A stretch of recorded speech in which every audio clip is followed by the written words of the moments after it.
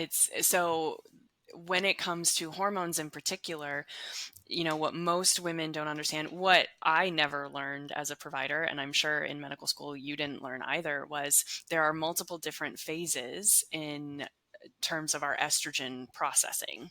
Mhm, And phase one and phase two happen in the liver, but phase three really happens in the gut. So mhm, you can try to unkink the hoses, you can try to work on supporting the liver, but if your gut is a mess, you're still going to run into major problems. yeah, One of the most common yet easily fixable things that I have seen with my patients is just women who struggle with constipation.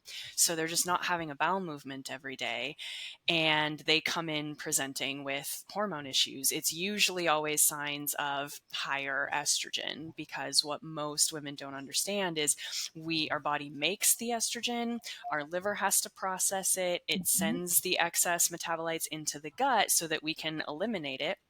But if you're not eliminating on a regular basis, then you're going to have this buildup of excess estrogen and toxins and all these other things, right? But so I have been able to help many women with their hormone issues, not by giving them any hormones or even really doing anything to address their hormones, but by addressing their gut health. And even something as simple as getting them going to the bathroom more often can actually have a lot of impressive downstream effects for their hormones.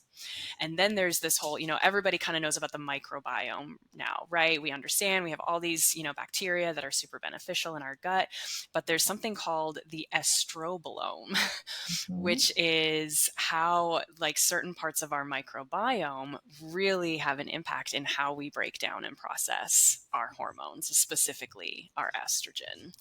So I think those are kind of the two easiest ways for people to understand how the gut is impacting the hormones.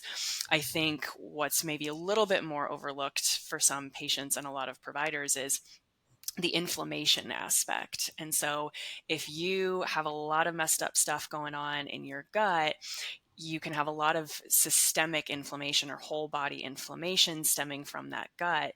And one of the reasons why women can struggle with their hormones is because of this systemic inflammation that they have going on.